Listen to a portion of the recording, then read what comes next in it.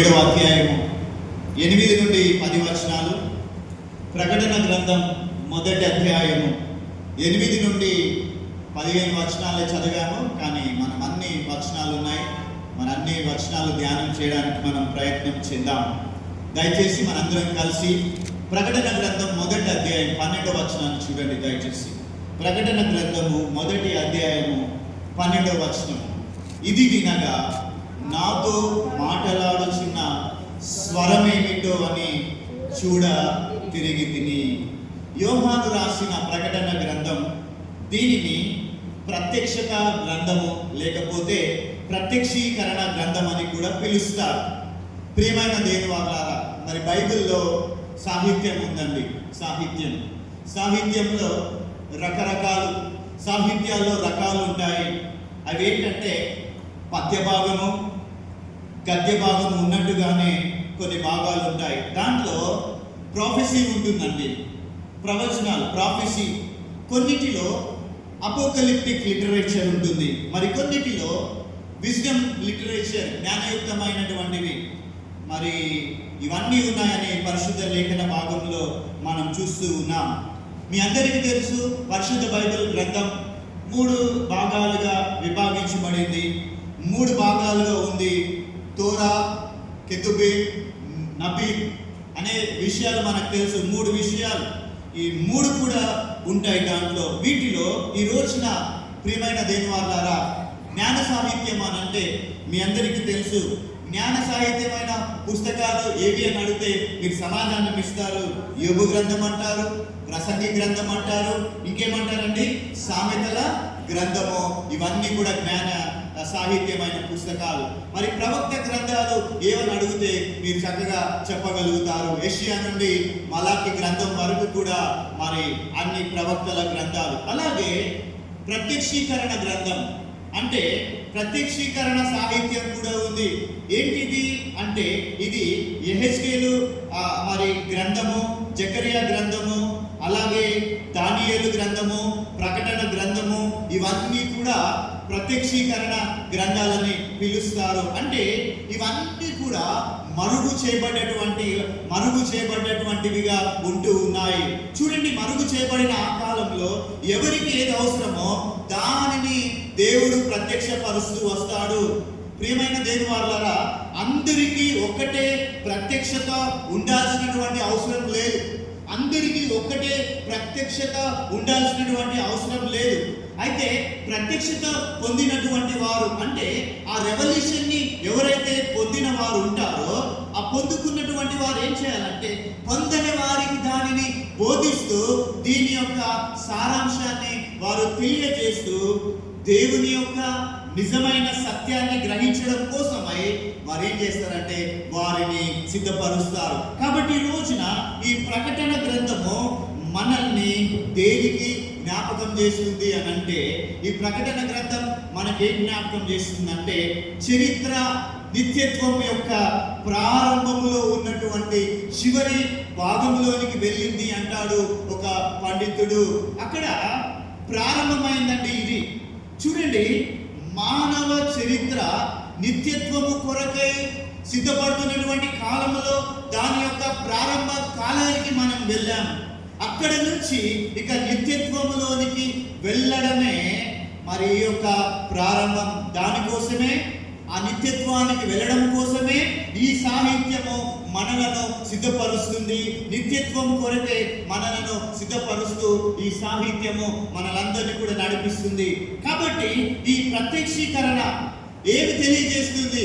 ఈ ప్రత్యక్షీకరణ దేనిని తెలియజేస్తుందంటే యుగాంతములో జరగబోయేటటువంటి వాటిని ప్రభువు తెలియజేసి జగత్తు పునాది వేయబడక మునిపే మొదలుకొని మన కొరకు ఏవైతే దాయబడ్డాయో వాటిని తెలియజేస్తూ నిత్యత్వము కొరకు సిద్ధపరచడమే ఈ ప్రత్యక్షీకరణ సాహిత్యం యొక్క ఉద్దేశమై ఉంటూ ఉన్నది.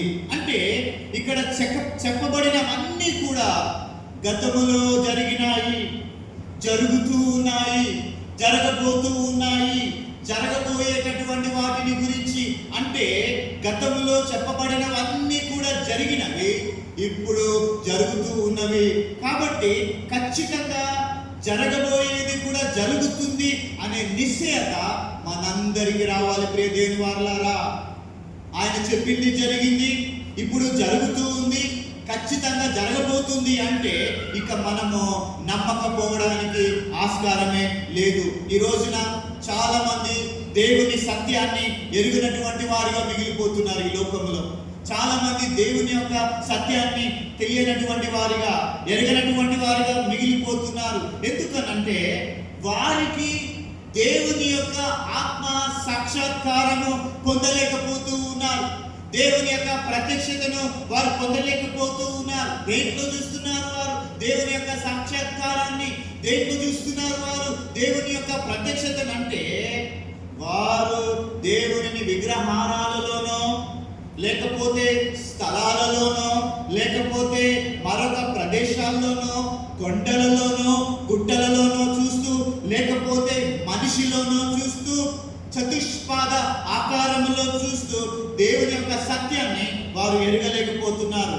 కాబట్టి వారికి దేవుని ప్రత్యక్షీకరణ జరగడం లేదనేటటువంటి సంఘటనను మనం జ్ఞాపకం చేసుకుంటున్నాం. ప్రియమైన దేవుని వారలారా, ఇతర విశ్వాసులు, ఇతరులు దేవుని ప్రత్యక్షత, దేవుని సత్యాన్ని వారు ఎందుకు ఎరగలేకపోతా ఉన్నారు? ఎందుకు వారికి జరగడం లేదంటే వారు దీంట్లో వెతుకుతున్నారండి.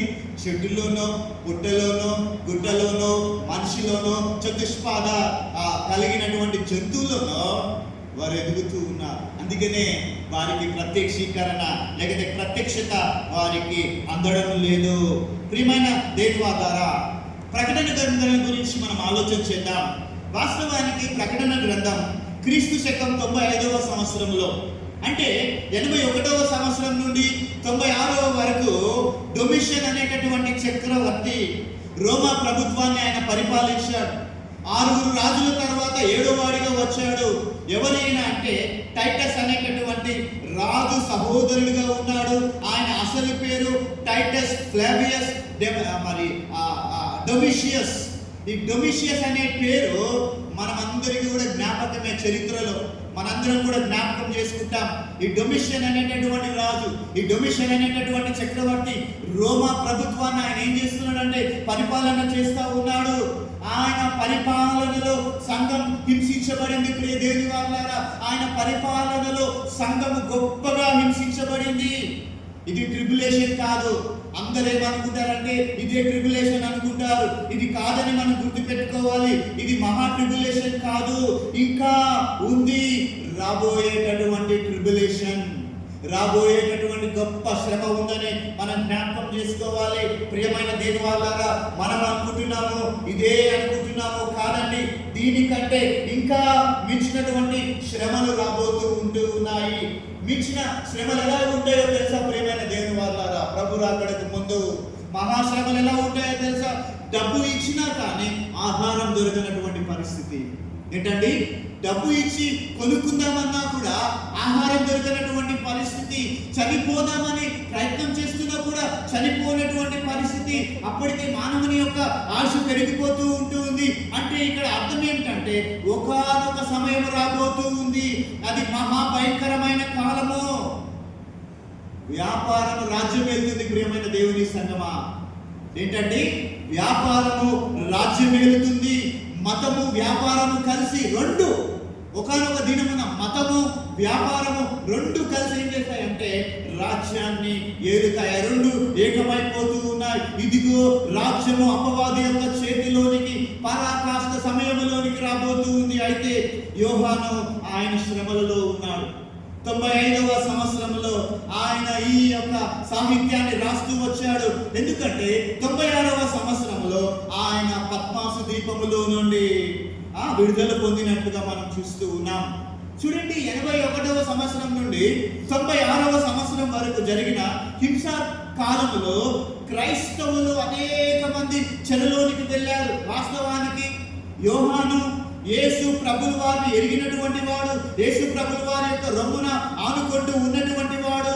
మనము యోహాను గురించి యోహాను సువార్త 20వ అధ్యాయంలో ఆయనను చూస్తాము. ఆయన యేసు ప్రభుల వారి యొక్క రొమ్మున ఆనుకున్నటువంటి వచ్చినవాడు, యేసు ప్రభు యొక్క ప్రేమను జుర్రుకున్నవాడు అని కూడా మనం చూస్తాము. ఈయనను వృద్ధాప్యంలో ఏం చేశారు అనంటే ఆయనను చంపాలని ప్రయత్నం చేశారు. కేవలం సువార్త విషయంలో, వృద్ధాప్యంలో, నిండు వృద్ధాప్యంలో ఆయనను చంపాలని ప్రయత్నం చేసి ఏం చేశారు తెలుసండి? బగబగా మరి ఒక బాటిల్లో మరి నూనె బగబగ మారుతున్నటువంటి నూనెలో ఈయనను తీసుకుని వెళ్ళి ఏం చేశారు తెలుసండి? నిండు వృద్ధాప్యంలో ఆయనను నూనెలో పడవేసి మరి బయటికి తీస్తే చనిపోయాడు అనుకున్నాడు కానీ ఆయన చనిపోలేదండి. ఆయన చర్మమంతా ఊడిపోయింది, మనిషి బ్రతికే ఉన్నాడు, సజీవంగా ఉన్నాడు. ఎలా ఉన్నాడు తెలుసా? ఆయన వికారమైనటువంటి రూపంతో ఉన్నాడు. యోహాను ఏంటంటే మనిషి కాలితే అన్ని బొడుపులు వచ్చేస్తాయి, శరీరం అంతా ఊడిపోయింది, నిండు వృద్ధాప్యంలో వికారంగా మార్చబడింది, వికారమైన రూపాన్ని పొందాడు. కానీ ఆయన మనస్సు దేవునికి ఇష్టమైనదిగా ఉంది. ఇక బ్రతికున్నాడు కాబట్టి ఇతన్ని ఏం చేయాలో అర్థం కాక ఆయన తీసుకుని వెళ్ళి ఎక్కడ పడేశారంటే ఆయనని పద్మాసు దీపంలోనికి పడేశారు. అసలు పద్మాసు దీపంలో ఎవరిని తీసుకుని వెళ్తారంటే ఎవరైతే రోమా ప్రభుత్వానికి వ్యతిరేకంగా పనిచేస్తారో వారిని పద్మాసు దీపంలోనికి తీసుకుని వెళ్ళి పడేస్తారు. అక్కడ పడేస్తే ఏం జరుగుతుందో తెలుసా? అక్కడ వాళ్ళతో వెట్టి చాకరీ చేయిస్తారు, రాళ్ళు కొట్టించుకుని రోమా పట్టణానికి తీసుకుని వెళ్ళేవారు. బద్దం ఇవ్వరండి వాళ్ళకి, బద్దం ఇవ్వరు.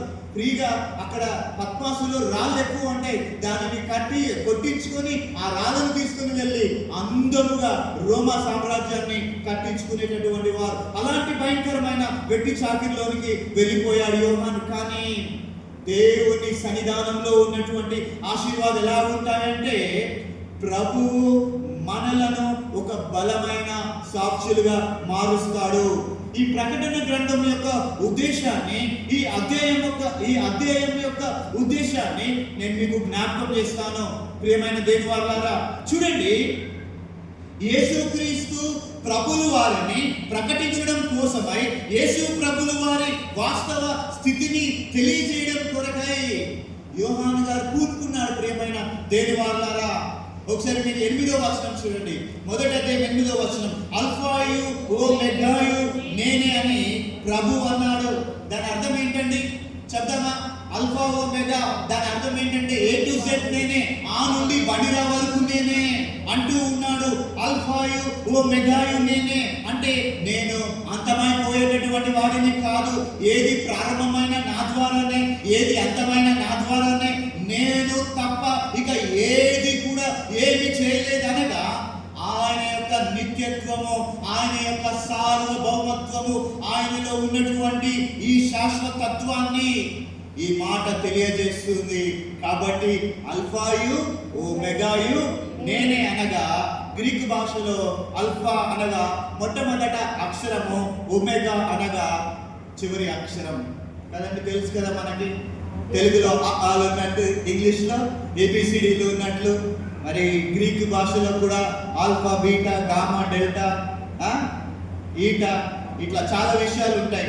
డెల్టా వరకు ఇలా చాలా అక్షరాలు ఉంటాయి. అంటే ప్రభు ఏమంటున్నాడంటే అల్ఫా ఓమెగా అంటే ఆదియు అంతము నేనే. అలాగున యేసు ప్రభుల వారు అన్నిటికీ ప్రారంభం ఆయనే, అన్నిటికీ ముగింపు ఆయనే అని మనము వాక్యం ద్వారా గ్రహించవలసినటువంటి వారమై ఉన్నాం. అయితే ఇక్కడ మనం గమనించవలసినటువంటి కొన్ని సత్యాలను నేను మీకు తెలియజేస్తాను. అయితే ఒకానొక దినాన ఆత్మవశుడిగా ఉన్న యోహానును మనం ఇక్కడ చూస్తాము. ఆత్మవశుడిగా అనంటే ప్రియమైన దేవుని వారలారా, ఆయన ప్రతిరోజు ఆత్మవశుడిగా లేడా అని సందేహం వస్తుంది. కానీ ప్రతిరోజు ఉండడం వేరు, ప్రభువు దినమున, అక్కడ వాక్యంలో చాలా స్పష్టంగా రాయబడి ఉందండి, ప్రభువు దినమున నేను ఆత్మవశుడైనై ఉండగా అనే మాట రాస్తూ ఉన్నాడు. చూడండి 10వ వచనం చూడండి, 10వ వచనము, ప్రభువు దినమందు ఆత్మవశుడైనై ఉండగా బూర వంటి గొప్ప స్వరము. మన ప్రభు దినం ఎక్కడ కనబడుతుంది ప్రియమైన దేవుని సంగమా? ప్రభు దినం అనేటటువంటిది ఎక్కడ ఉంది అని మనం ఆలోచన చేస్తే అపోస్తలుల కార్యములో 20వ అధ్యాయములో ఈ మాటలను గురించి రాయబడ్డాయి. అపోస్తలుల కార్యం 20వ అధ్యాయం మీరు ఇంటికి వెళ్ళిన తర్వాత చదవండి. ప్రభు దినము అనగా ప్రభువు మన కొరకై తిరిగి లేచినటువంటి దినము అనేటటువంటి సంగతిని మనం జ్ఞాపకం చేసుకోవాలి. అలాగే పౌలు భక్తుడు అంటాడు, కొరింథీయులకు రాసిన మొదటి పత్రిక 16వ అధ్యాయము 2వ వచనంలో ఆదివారమును కూడా ప్రభు దినమని రాయబడిందండి. ఆదివారం కూడా ప్రభు దినమని రాయబడింది. చూడండి, ఆదివారము వారములో మొదటిది. యేసు ప్రభువు వారు మృతులలో నుండి ఆది సంభూతుడిగా ఆయన లేచాడు, లేపబడ్డాడు, మరణాన్ని జయించి తిరిగి లేచాడు. ఆదివారము ఆరాధన దినం అండి, ఇది మనం జ్ఞాపకం చేసుకోవాలి. ఆదివారము ఆరాధన దినము, ఆదివారము ప్రభు దినము. ఆదివారము వ్యర్థం చేసుకోవద్దని ప్రభు పేరిట ప్రేమపూర్వకంగా మీకు జ్ఞాపకం చేస్తూ ఉన్నాను. ఆదివారం అనగా ప్రభు సమయం. ప్రియమైన దేవుని వారలారా, ఇది ఆరాధన సమయం. ఎందుకంటే ఆయన మరణాన్ని జయించి తిరిగి లేచాడు. ఆది సంఘం మొదటి రోజున, ఆది సంఘం ఎర్లీ చర్చ్ మొదటి రోజున, వారానికి ప్రారంభంలో మొదటి రోజున ఏం చేశారు తెలుసా? ఆయనను ఆరాధిస్తూ వచ్చారు, ఆయనను స్తుతిస్తూ వచ్చారు, ఆయనను ఘనపరుస్తూ వచ్చారు. కాబట్టి ఈ సంగతిని మనము జ్ఞాపకం చేసుకోవాలి. వీటికి లేఖన ఆధారాలు అనేకముంటూ ఉన్నాయి. కానీ ఇక్కడ మనం తెలుసుకోవాల్సినటువంటి విషయం ఏంటంటే, యేసు ప్రభువు వారిని చిన్నప్పటి నుండి చూసినటువంటి యోహాను, యేసు ప్రభువు వారిని చిన్నప్పటి నుండి చూసిన వాడే యోహాను. శరీరధారిగా ఉన్నప్పటి నుంచే ఆయనకు తెలుసు. యోహానికి యేసు ప్రభు గురించి చిన్నప్పటి నుంచే ఆయనకు తెలుసు. ఆయన మాట తెలుసు, ఆయన నడక తెలుసు, ఆయన అలవాట్లు తెలుసు. కానీ ఈ రోజున ప్రత్యక్షత ఏంటి అనంటే, దాదాపు మరలా యేసు ప్రభులు వారు ఆయన చనిపోయిన తర్వాత, తిరిగి లేపబడిన తర్వాత 50 సంవత్సరాల తర్వాత ఏంటండి, ఆఫ్టర్ 50 years మరలా ప్రభువుని చూస్తున్నాడు అనంటే, దాదాపు 33.5 సంవత్సరాల కాలంలో యేసు ప్రభువు వారు చనిపోయాడు. బహుశా యోహాను యొక్క వయసు అప్పుడు ఎంతంటే 20 years అని పండితులు అంటున్నారండి. యేసు ప్రభు 33.5 సంవత్సరాల ప్రాయంలో ఆయన చనిపోయినప్పుడు యోహాను యొక్క వయసు కాలము 20 సంవత్సరాలు అయి ఉండొచ్చేమో అని పండితులు అంటున్నారు. అయితే ఇప్పుడు 90 సంవత్సరాల ప్రాయంలో ఆయన వాక్యాన్ని రాస్తా ఉన్నాడు. when he was 90 years old, యోహాను వాక్యం రాస్తున్నాడు. అంటే అర్ధ శతాబ్ద కాలము గడిచిపోయింది. ఇప్పుడు ఆయన ఎలా చూస్తున్నాడండి? ప్రభువుని కొత్త రూపంలో చూస్తూ ఉన్నాడు. ఇప్పుడు ప్రభువుని కొత్తగా చూడడం ప్రారంభించాడు. అంతకు ముందు చూసినటువంటి ప్రభు వేరు, బ్రతికి ఉన్నప్పుడు ప్రభువుని చూసిన ప్రభు వేరు, ఇప్పుడు ప్రభు వేరు. ఇప్పుడు చూస్తున్నటువంటి ప్రభు వేరు. ఎక్కడి నుంచి వచ్చాడు ఈయన? ఎలాగున ఉంది ఆయన రూపము, ఆయన స్వరం ఎలాగున ఉంది, ఆయన మాట ఎలా ఉంది, ఇవన్నీ కూడా ఆయన ఆత్మవశుడై ఉండగా ఆయనకు ప్రత్యక్షపరచబడుతూ ఉంది. ఈ రోజున, ఈ ఆదివారం రోజున ప్రభువు మనకు జ్ఞాపకం చేస్తూ ఉన్నాడు. ఈ ఆదివారపు దినమున ప్రభు మనలందరికీ జ్ఞాపకం చేస్తున్నాడు. నీవు ఆత్మ చేత నింపబడడం మాత్రమే కాదు, నీవు ఆత్మ చేత ఆరాధించడమే కాదు, ఆయనను కన్నులారా చూచేటటువంటి ఆయన యొక్క రూపాన్ని మనం కన్నులారా చూడాలి. ఇది విశ్వాసి యొక్క సంపూర్ణత.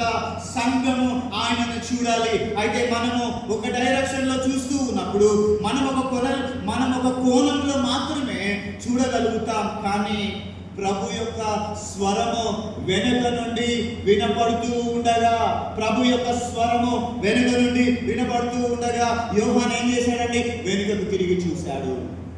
మనల్ని ఎవరైనా వెనుక నుండి పిలిస్తే ముందుకే చూసుకుంటూ వెళ్తామండి, వెనుకకు తిరిగి చూస్తాం.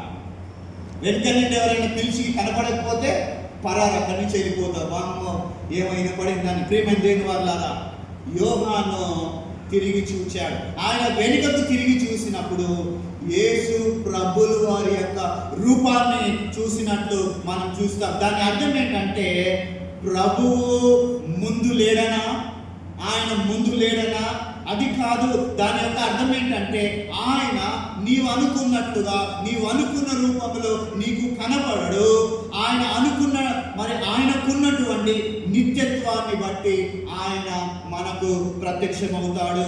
అయితే నేను దాన్ని గ్రహించాలి అని అంటే నీవు చూసేటటువంటి, నేను చూసేటటువంటి, మనం చూసేటటువంటి డైరెక్షన్లో మార్పు రావాలని దేవుడి వాక్యం తెలియజేస్తుంది. ఈ రోజున చాలా మందికి ఆత్మీయ దృక్పథంలో మార్పు లేకుండా పాత వాటినే తలంచుకుంటూ ఉంటారు, జరిగినటువంటి వాటినే తలంచుకుంటూ ఉంటారు, బాధలు తలంచుకుంటూ ఉంటారు. ఏవైతే మైనస్లు ఉన్నాయో జీవితంలో వాటిని తలంచుకుంటామో. గతంలో ఇలాగున జరిగింది, భవిష్యత్తులో కూడా ఇలాంటి జరిగేటటువంటి నష్టాలు ఏమైనా వస్తాయేమో అని దిగులు పడుతూ ఉంటారు. నీవు దిగులుతో ఉంటావు, గతమును తలంచుకుంటూ ఉంటావు. మరి అప్పుడు ఏం జరుగుతుందంటే దేవునికి సాక్షి బిడ్డలుగా ఉండలేవు. చూడండి, యోహాను ప్రభువుకి సాక్షిగా ఉన్నాడండి. భక్తుడైన యోహాను ప్రభువుకు సాక్షిగా ఉన్నాడు. ఆయన ఏమంటాడు తెలుసా? నేను చూచిన వాటిని చూచినంత మటుకు సాక్ష్యం ఇచ్చేదను అంటాడు. చూచినంత మటుకు, చూడకుండా ఎవరు కూడా సాక్ష్యం చెప్పలేరు. ప్రియమైన దేవుని వల్ల చూడకుండా సాక్ష్యం చెప్తే ఏమవుతుందండి? అబద్ధ సాక్ష్యం. ఈ లోకంలో చాలా మంది అబద్ధ సాక్ష్యాలు పలుకుతూ ఉంటారు. అలా చెప్పకూడదు కూడా. ఎందుకంటే చూడకుండా చెబితే అది చెల్లుబాటు అవ్వదు. చూడకుండా చెప్తే అది చెల్లుబాటు అవ్వదు. ప్రత్యక్ష సాక్షి అంటాం కదండి, మనము ప్రత్యక్షంగా ఇవ్వాలి. అనుభవపూర్వకంగా వాక్యాన్ని విని గ్రహించి దాని యొక్క ప్రత్యక్షీకరణ మనము పొందిన వారమై ప్రభువుకి సాక్షులుగా ఉండాలి. చూడండి, వాస్తవానికి యోహాను ఏమైనా సుఖంలో ఉన్నాడండి? చెప్పండి. ఆయన ఒళ్ళంతా కాల్చుకొని బొప్పులు వచ్చేసి ఆయన ఏమైనా సుఖంలో ఉన్నాడా? యోహాను గారు సుఖంలో లేడండి. ఏంట్లో ఉన్నాడు? ఆయన కష్టాలలో ఉన్నాడు. ఎంత భయంకరమైనటువంటి కష్టం అంటే శారీరకంగా కాల్చబడినటువంటి శరీరము, నా అనేవారు ఎవరు కూడా లేనటువంటి పరిస్థితి, ఆయన్ని ఎరిగినటువంటి వారు ఎవరు కూడా లేరు. ఇదిగో అనేక మంది శ్రమ పడేటటువంటి స్థలములో ఆయన ఉన్నాడు. ఇంకా ఇంటికి తిరిగి వెళ్తారో లేదో కూడా తెలియనటువంటి పరిస్థితి. మీ అందరికి తెలుసు కదండి, అండమాన్ జైలు ఏం పేరండి దానికి, కాలాపాని అంటారు కదా. జేమ్స్ గారు మీరు వెళ్ళారని చెప్పారు కదా ఒకసారి. కొంతమంది అక్కడ జీవిత ఖైదండి. ఇక చనిపోతే తీసుకెళ్ళి పక్కనే ఏం చేస్తారు? పక్కనే సముద్రంలో పడేస్తారు. ఇక్కడ సేమ్ పద్మాసు ద్వీపంలో కూడా అంతే.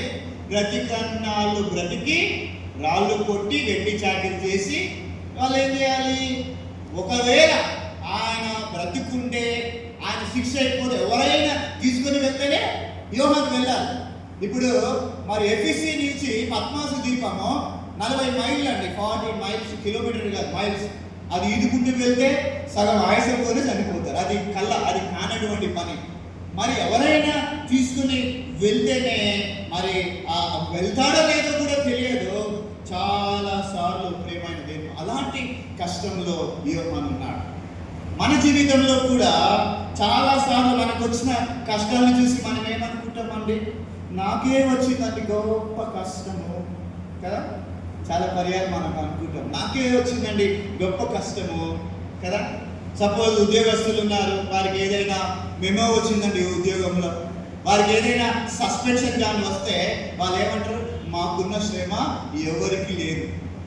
పిల్లలు పరీక్షలు రాస్తారు, 1-2 సబ్జెక్టులు పోతాయి, వాళ్ళు ఏమనుకుంటారు? మాకు వచ్చిన శ్రమ ఎవరికి లేదు.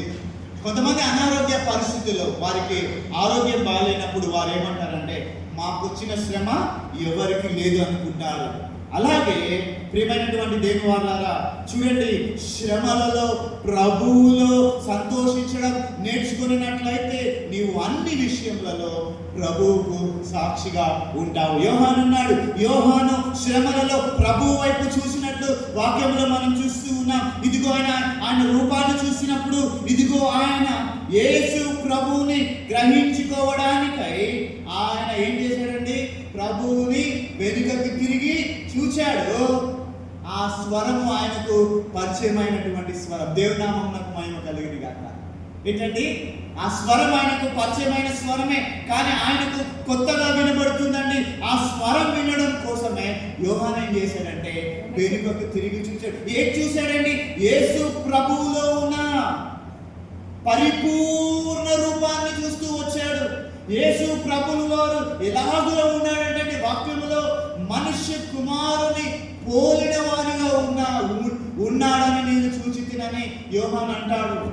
ప్రియమైన దేవుని వారలారా, ఈ సమయంలో ఈయన యొక్క 7 లక్షణాలు ఇక్కడ ఉన్నాయండి.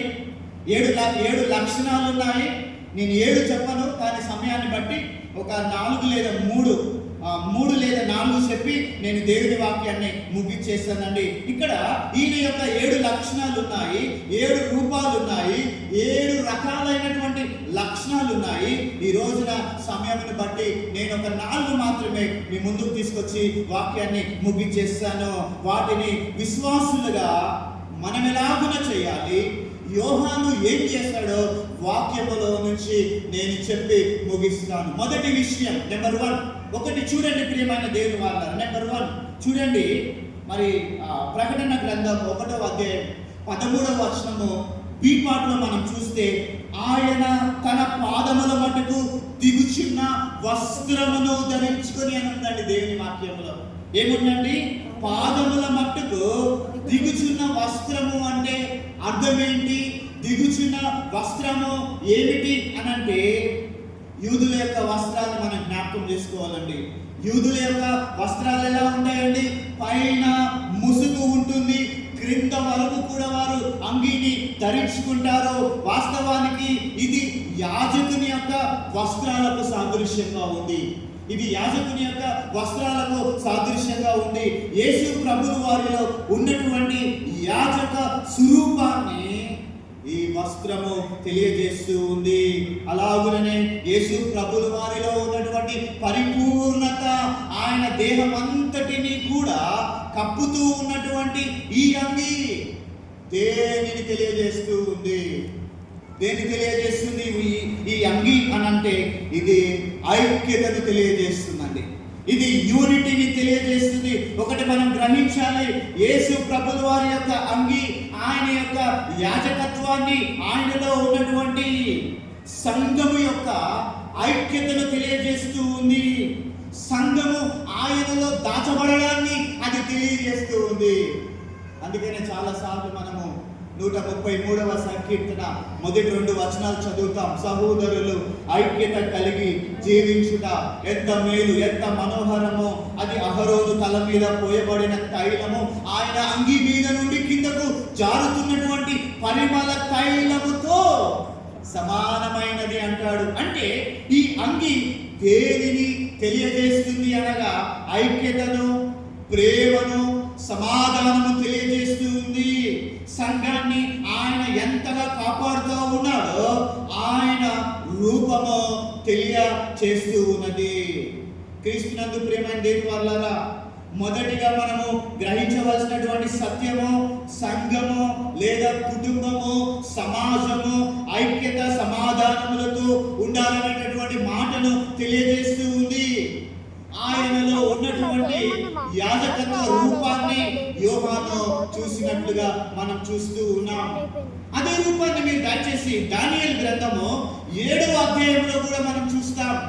దానియేలు గ్రంథము 7వ అధ్యాయంలో ఉన్నటువంటి ఆయనేమో మహావృద్ధుడిగా కనబడుతూ ఉన్నాడు. మనం చదివాం ఇందాక దానియేలు గ్రంథం 7వ అధ్యాయము 8 నుండి 10 వచనాల్లో. అక్కడ ఆ 7వ అధ్యాయంలోనేమో ఆయన మహావృద్ధుడిగా కనబడుతూ ఉన్నాడు. ఇక్కడనేమో మనుష్య కుమారుని రూపంలో కనబడుతూ ఉన్నాడు. ఎలా కనబడుతున్నాడంటే ప్రకటన గ్రంథంలో మనిషి కుమారుడిగా, దానియేలు గ్రంథంలో మహావృద్ధుడిగా, యెహెజ్కేలు ప్రవక్త అంటాడు, జకరియా ప్రవక్త అంటాడు, యెషయా గ్రంథంలో అంటాడు, యేసు ప్రభువు వారిని వారు మనిషి కుమారునిగా చూసినట్లుగా రాయబడుతుంది. అయితే ప్రాముఖ్యమైనటువంటి విషయం ఏంటంటే దానియేలు గ్రంథములో మహావృద్ధుడిగా కనబడుతున్నాడు, కానీ ప్రకటన గ్రంథంలో వచ్చేసరికి మహావృద్ధుడుగా ఉన్న ఆయన ఇక్కడ ప్రకటన గ్రంథంలో కనబడుతున్నటువంటి ఈయన, ఇద్దరు కూడా ఒకే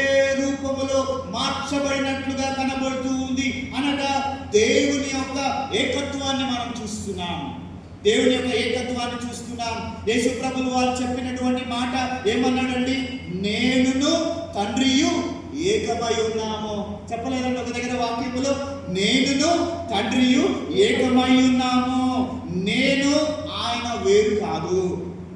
ఏంటండి? నేను ఆయన వేరు కాదు. మీరు చాలా మంది ఇతర మత విశ్వాసులను మీరు చూడండి. ఒకసారి ప్రొఫెసర్ గారి చూడండి. మొదటిగా ఆయన యొక్క రూపము పాదముల మట్టుకు దిగుచున్న వస్త్రమును ధరించుకొని ఉన్న ఆయన నిలువు టంగి ఏమి తెలియజేస్తుందంటే సంఘము యొక్క ఐక్యతను తెలియజేస్తూ ఉంది. మీ అందరికీ తెలుసు, యేసుక్రీస్తు ప్రభువు వారు కలువరి శిలువలో ఆయన బలియాగముగా అర్పించబడుతున్నప్పుడు కూడా ఆయన శరీరం మీద కుట్టు లేని ఒక అంగి ఉందండి. తెలుసా? విచిత్రమైన అంగి. యోసేపుకు యేసు ప్రభువుకి చాలా విచిత్రమైనటువంటి అంగి. యేసు ప్రభువు వారు ధరించిన అంగి ఏదైతే ఉందో ఏ మనుషుడు కుట్టలేదు. ఒక్క కుట్టు కూడా దానికి లేదు. అందుకని దాన్ని విచిత్రపు టంగి అంటారు.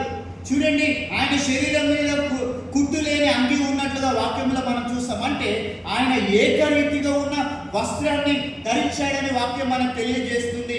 దానికోసమే సైనికులు ఏం చేశారండి? చెప్దామండి. సైనికులు ఏం చేశారు? ఆ వస్త్రం కోసము, ఇది చాలా విలువైంది, ప్రశస్తమైంది, కుట్టు లేదండి, వాళ్ళు ఏం చేశారండి? చీట్లు వేసుకున్నారు. చీట్లు వేసుకొని మరి ఇది ఎవరికి వస్తే వారు పంచుకున్నారు. అది కుట్టు లేని విలువైంది కాబట్టి అందరూ నేను తీసుకోవాలని గొడవారి చివరికి చీట్లు వేసుకొని దానిని తీసుకున్నారు. దాదాపు 7 మీటర్లు ఉంటుందంటండి. ఎన్ని మీటర్లు అండి? దాదాపు 7 మీటర్లు ఉంటుంది ఆ క్లాత్ అంతా కలిసి. ఈ రోజున మనము గ్రహించవలసినటువంటి మొదటి మర్మం ఏంటంటే యేసు ప్రభువు వారిలో ఉన్నటువంటి ఐక్యతను, సమాధానమును, ప్రేమను ఆయన అంగి తెలియజేస్తుందని నేను మీకు ప్రేమపూర్వకంగా జ్ఞాపకం చేస్తున్నాను. అది మొదటి విషయం. ఇక రెండో విషయం చూడండి ప్రేమ దేని వాళ్ళారా. రెండోది మనం చూస్తే ఆయన రొమ్మునకు బంగారు దట్టి కట్టుకొని ఉండేను. అమ్మ చదవండి దానియేలు గ్రంథము 7వ అధ్యాయం 9-10 వచనాలు చదవండి దయచేసి.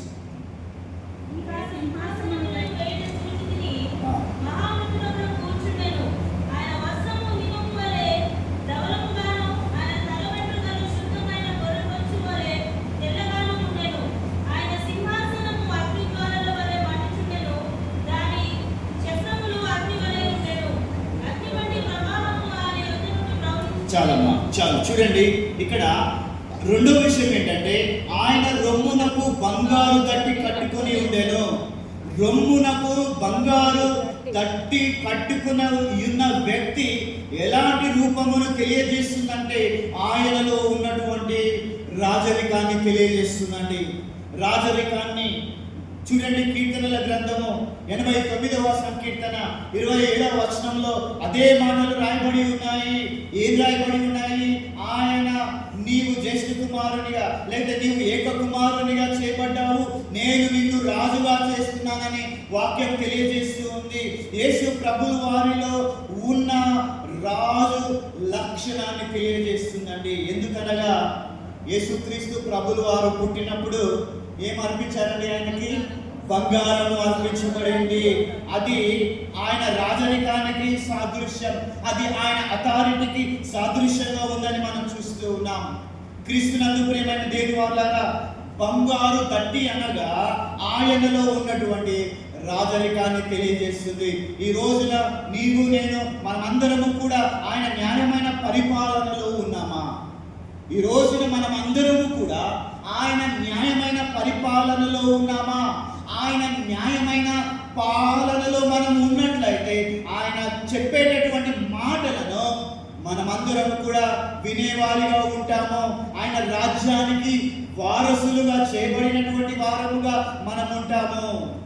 ప్రియమైన దేవుని సంగమా, చాలాసార్లు మనం ప్రభువు నేర్పిన ప్రార్థన చెప్తా ఉంటాం కదండి. చెప్తాం కదా. రోజులు ఎన్నిసార్లు చెప్తామండి పరలోక ప్రార్థన? ప్రభు నేర్పిన ఎన్నిసార్లు చెప్తాం? ఒక్కొక్కసారి 5 సార్లు చెప్తాము, 6 సార్లు చెప్తాము. ప్రతిరోజు ఏదో సందర్భంలో చెప్తాము. కానీ ఎక్కడ చెప్పినా కానీ చాలా మంది పొరపాటుగా చేసేటటువంటి ప్రార్థన ఏంటో తెలుసా? నీ రాజ్యము మాకు మళ్ళీ చెప్పండి, నీ రాజ్యము మాకు అండి. మీరు చదవండి మత్తయి సువార్త 6వ అధ్యాయంలో కావాలంటే. నీ రాజ్యము వచ్చును గాక. ఏంటండి? మత్తయి సువార్తలో మీరు చదవండి. నీ రాజ్యము వచ్చును గాక. నీ రాజ్యం మాకు వచ్చును గాక. నీ రాజ్యము మాకు రావటం కాదు, నీ రాజ్యం వచ్చును గాక.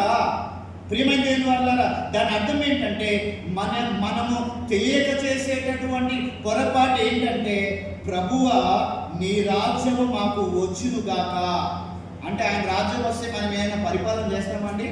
ప్రియమైన దేవుని వాళ్ళారా, అది మనకు ఎలాగున వస్తుంది? మనం కాదు చేయాల్సింది, ఆయన రాజ్యములోనికి మనం వెళ్ళాలంతే. మనం తెలియకుండానే పొరపాటు చేస్తాము.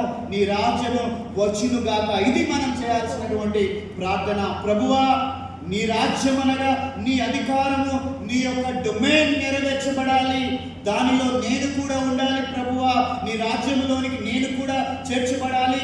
ఆయన రాజ్యములోనికి ఎవరు చేర్చబడతారు అనంటే, ఇదిగో రక్త మాంసములు దేవుని రాజ్యమును స్వతంత్రించుకొనలేరు.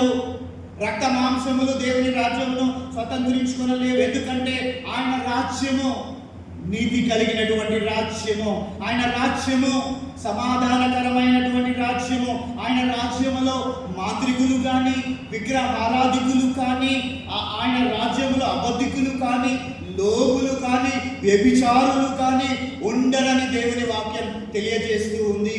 ఆయన రాజరికంలో, ఆయన రాజ్యములో మనం ఉండాలంటే ఆయనను మనం ఏం చేయాలండి? రాజుగా అంగీకరించాలి. ఆయన రాజుగా అంగీకరించాలి. అందుకే 91వ సంకీర్తన మొదటి వచనంలో యెహోవా రాజ్యము చేయుచున్నాడు. ఆయన రాజుగా ఉన్నాడు, మహారాజుగా ఉన్నాడు. ఆయన యొక్క సంపూర్ణమైనటువంటి అధికారాన్ని రొమ్మున ఉన్నటువంటి బంగారు దట్టి తెలియజేస్తుందని రెండవదిగా నేను మీకు తెలియజేస్తూ ఉన్నాను. ఆ బంగారు దట్టి ఏం తెలియజేస్తుందండి? ఆయన రాజని, ఆయన రాజరికాన్ని తెలియజేస్తుంది. అయితే ఆత్మీయ పాఠం ఏంటంటే, ఆ రాజరిక పాలనలో మనం ఉన్నామా లేదా అనేది రెండో విషయం. ఇక మూడో విషయము నెంబర్ 3 చూడండి ప్రియమైన దేవుని వాళ్ళారా, ప్రకటన గ్రంథం 1వ అధ్యాయం 14వ వచనం చూడండి. ఆయన తల వెంట్రుకలను తెల్లని ఉన్నిని పోలినవై హిమమంతా ధవళముగా ఉండెను. దానియేలు గ్రంథం 7వ అధ్యాయం 2వ వచనం. దానియేలు గ్రంథం 7వ అధ్యాయం 2వ వచనం, క్షమించండి 7వ అధ్యాయంలో మనం చూస్తాము, 8-10 వచనాల్లో మనం చూసాము. మహావృద్ధుడైన వానిని నేను చూశాను, ఆయన తల ధవళ వర్ణంతో ఉంది, మంచు వలె తెల్లగా ఉందని వాక్యం తెలియజేస్తుంది. ఉన్ని వలె తెల్లగా ఉందని వాక్యం తెలియజేస్తుంది. అయితే మరి అది దేనికి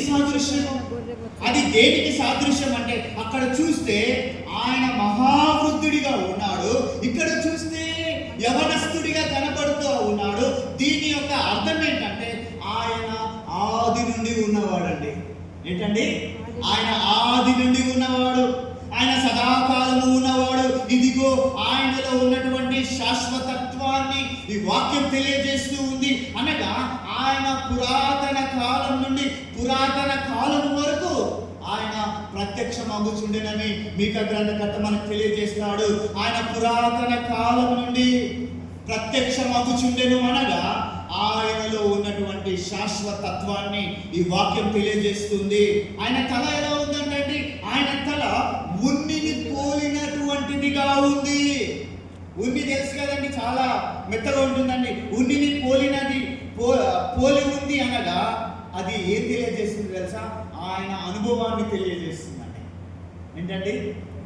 బైబిల్ చెప్తుంది కదా, నెరసిన వెంట్రుకలు, తెల్ల వెంట్రుకలు కలిగిన పెద్దవాళ్ళు ఉంటే మనం ఏం చేయాలి తెలుసా? ఖచ్చితంగా మనం వారిని గౌరవించాలి. సంఘములో అయినా, సమాజంలో అయినా, ఎక్కడైనా నెరసిన తెల్ల వెంట్రుకలు కలిగిన వాళ్ళు ఉంటారు కదండి, అది వారి అనుభవాన్ని తెలియజేస్తుంది. మనం వారిని గౌరవించాలి. చూడండి ప్రియమైన దేవుని వారలారా, ఇక్కడ అది మనకి ఏమి తెలియజేస్తుందంటే, ప్రియమైనటువంటి ఆ దేవుని వారలారా, మరి ఆయన తల ఉన్నిని పోలి ఉందనగా ఆయన అనుభవాన్ని తెలియజేస్తుంది. ఆయనలో ఉన్నటువంటి జ్ఞానాన్ని తెలియజేస్తుంది. తల అనగా దేనికి సాదృశ్యమో తెలుసండి? తల అనగా జ్ఞానానికి సాదృశ్యము. యేసు ప్రభుల వారు దేవుని తత్వం యొక్క మూర్తిమత్వం అని వాక్యము మనకు తెలియజేస్తూ ఉంది. ఆయన దేవుని జ్ఞానమై ఉన్నాడు. యేసు ప్రభుల వారు ఏమై ఉన్నాడండి? ఆయన దేవుని జ్ఞానమై ఉన్నాడు. అందుకనే సామెతల గ్రంథం 8వ అధ్యాయం 14వ వచనం బి పార్ట్లో, సామెతల గ్రంథం 8వ అధ్యాయం 14వ వచనం బి పార్ట్లో ఏం రాయబడిందంటే, జ్ఞానాధారము నేనే, నేను లేకుండా తెలివి వివేచన లేదని ఆయన మాట్లాడుతున్నాడు. అంటే ఇది ఆయన అనుభవాన్ని, ఆయన నిత్యత్వాన్ని, ఆయనలో ఉన్నటువంటి సార్వభౌమత్వాన్ని, లేకపోతే ఆయనలో ఉన్నటువంటి సర్వ జ్ఞానాన్ని తెలియజేస్తుంది. ఆయనే సర్వ జ్ఞాని అయి ఉన్నాడు. బుద్ధి జ్ఞానములు సర్వ సంపదలు ఎవరిలో గుప్తమై ఉన్నాయండి? యేసు ప్రభువులోనే గుప్తమై ఉన్నాయి. ఆయన తల ఏమి తెలియజేస్తుందండి? అనుభవాన్ని తెలియజేస్తుంది. ఆయన తల ఏం తెలియజేస్తుందండి? జ్ఞానాన్ని తెలియజేస్తుంది. ఆయన తల ఇదిగో ఆయన యొక్క శాశ్వత తత్వాన్ని తెలియజేస్తుంది. యోహాను ఈ రూపాన్ని చూసినప్పుడు ఆయన తెలుసుకుంటూ ఉన్నాడు. ఆయన యొక్క తలను చూస్తూ ఉన్నప్పుడు ఆయనలో ఉన్నటువంటి జ్ఞానమును, ఆ ప్రత్యక్షీకరణ ఆయన పొందుతూ వచ్చినట్లుగా వాక్యంలో మనం చూస్తూ ఉన్నాం. క్రీస్తునందు ప్రియమైన దేవుని వారలారా, ఆయనలో ఉన్న నిత్యత్వాన్ని గురించినటువంటి ఈ మాట తెలియజేస్తూ ఉంది. అనగా పురాతన కాలము, మహావృద్ధుడంటే పురాతన కాలము నుండి ఉన్నవాడని అర్థము. ఆయన కాల ప్రారంభానికి ముందుగా ఉన్నవాడు, కాలముతో ఆయన నడిచినవాడు, కాలముతో ఆయన ఉన్నాడు, కాలము ఆయనలో ఇమిడి ఉన్నది అనేటటువంటిది సత్యం.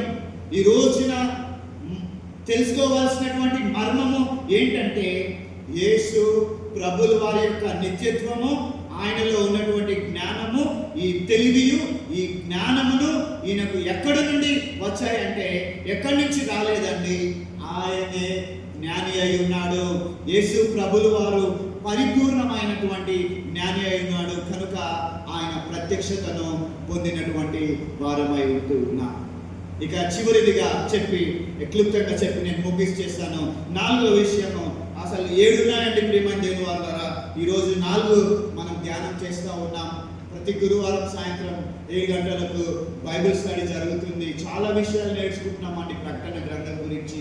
మిమ్మల్ని కూడా ఆహ్వానిస్తూ ఉన్నాం. చూడండి, 4వ విషయం ఏంటి?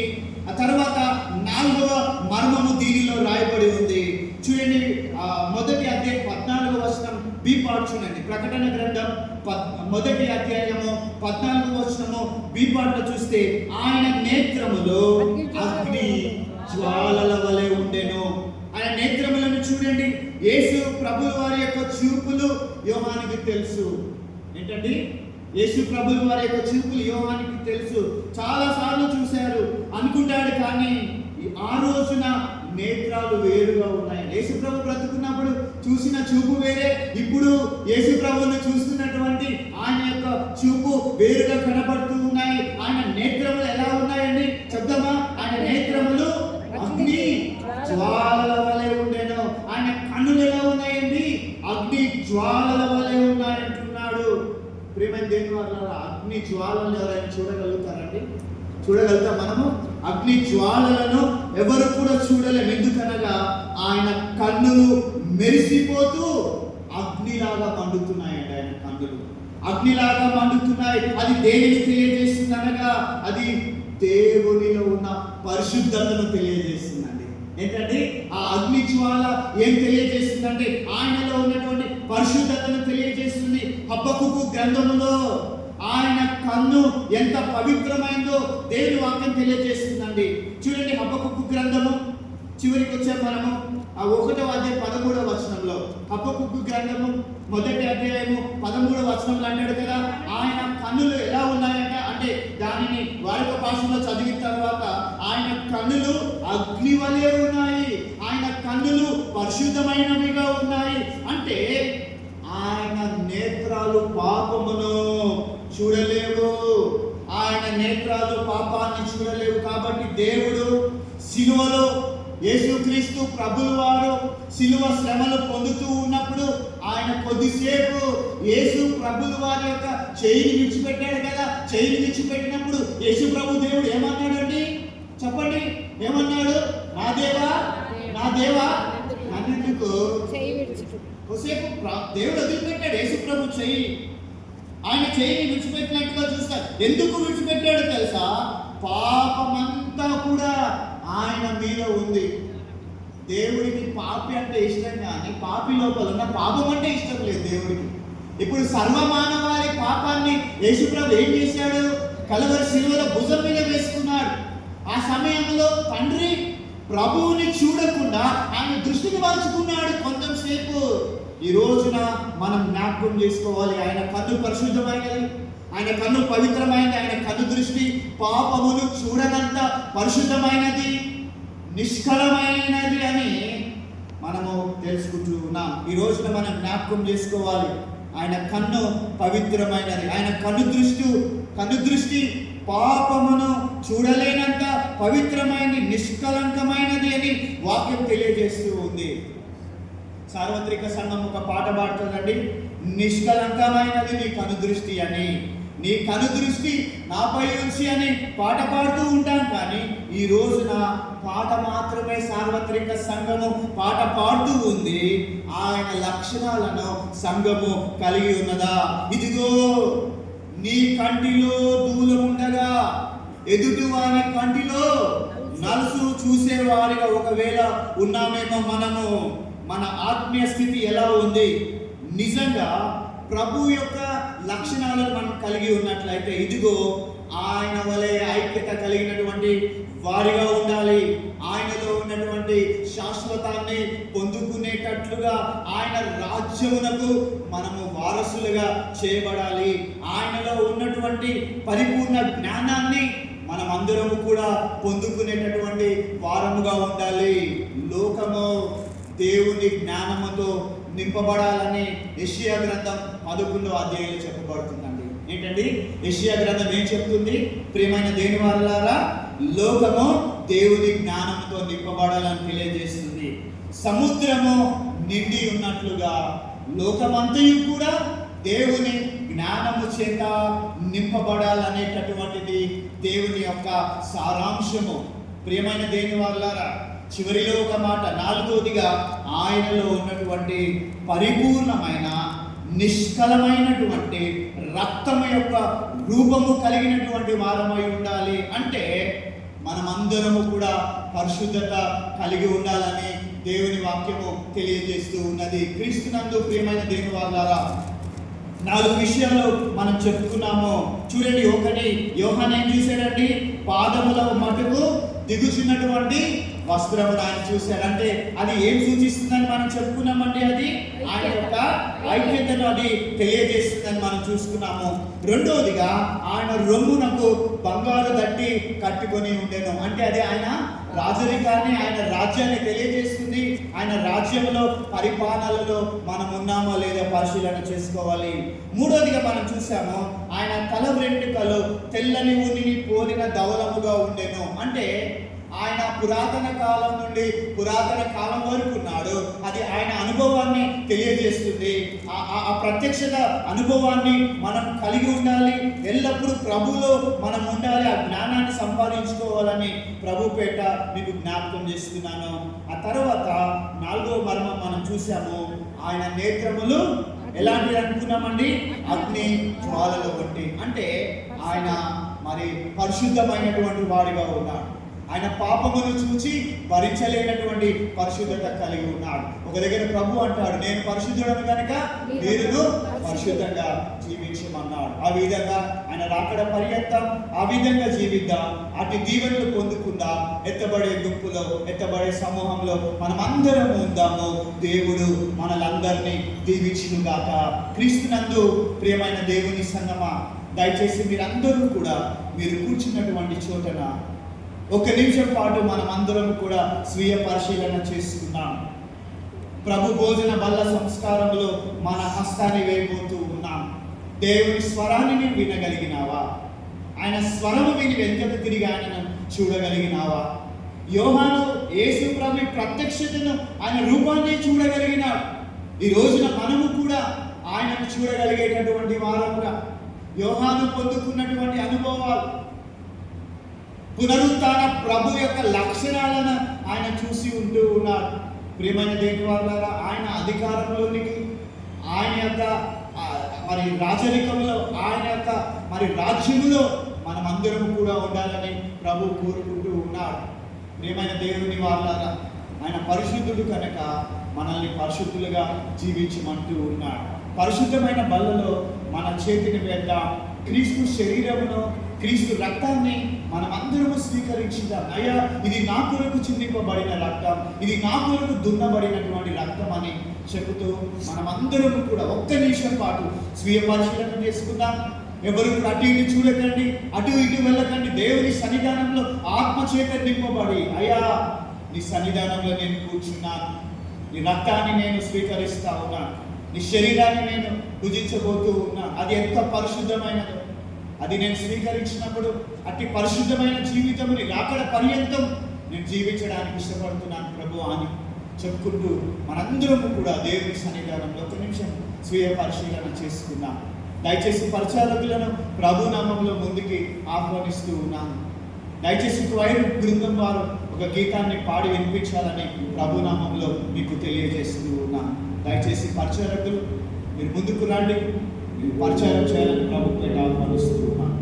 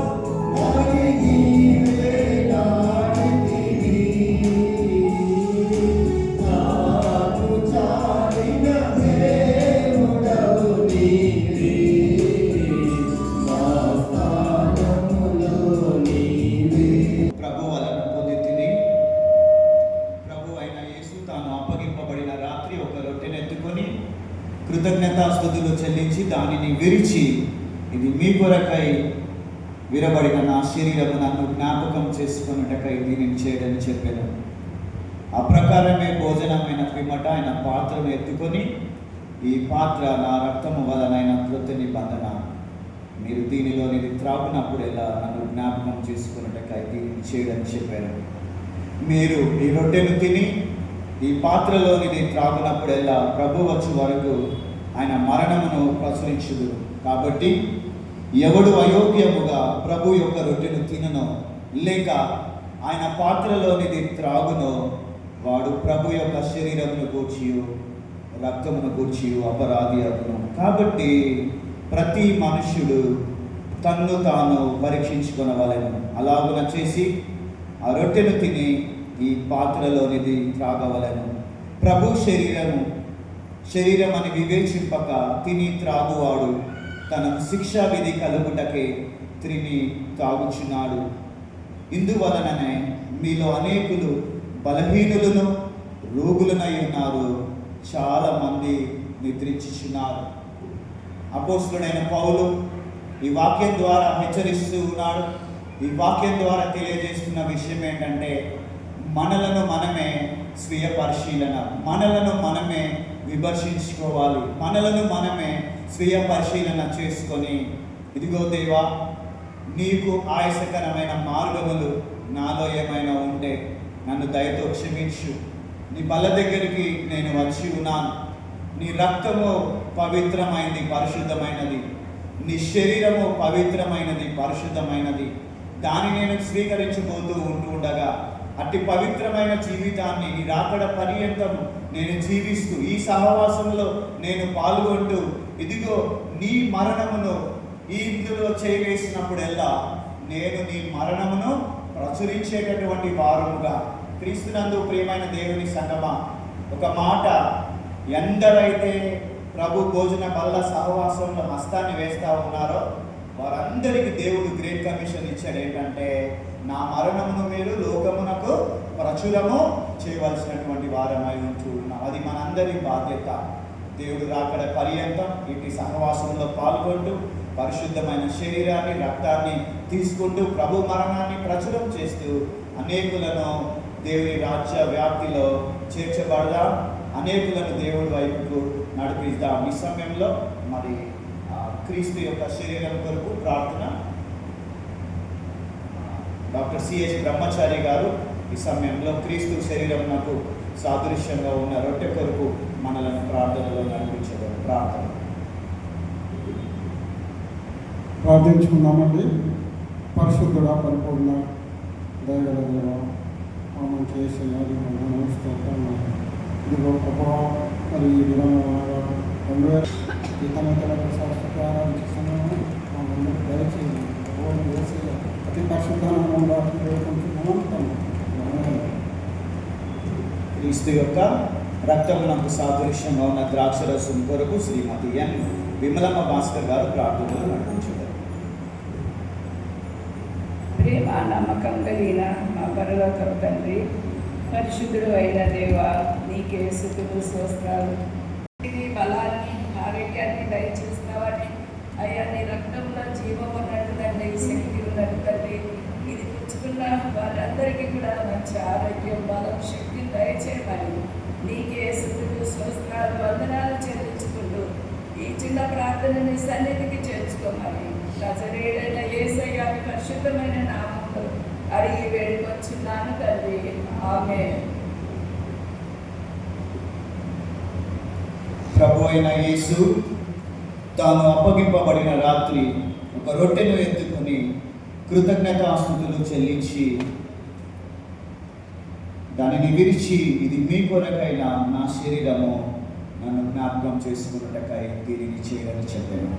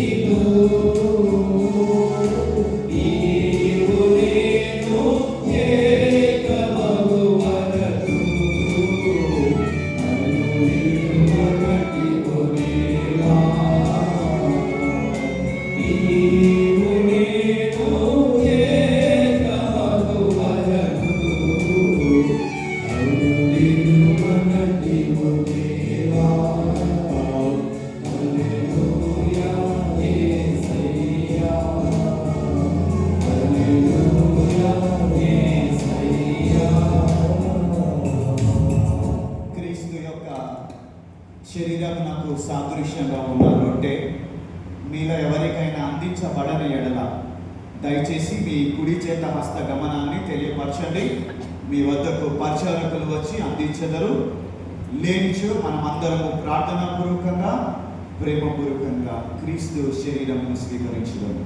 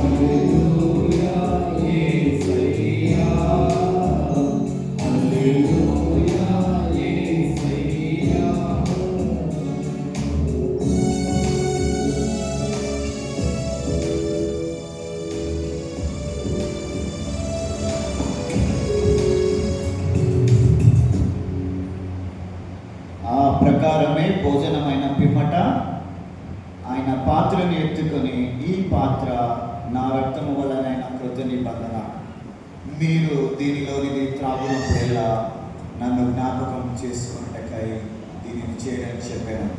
క్రీస్తునందు ప్రియమైన దేవుని సంగమా, క్రీస్తు రక్తమునకు సాదృశ్యంగా ఉన్న ద్రాక్ష రసము మీలో ఎవరికైనా అందించబడని ఎడల దయచేసి మీ కుడి చేత హస్తగమనాన్ని తెలియపరచండి. మీ వద్దకు పరిచారకులు వచ్చి అందించదు. లేని ఎడల మనం అందరము భయభక్తులతో క్రీస్తు రక్తమును స్వీకరించుదాం.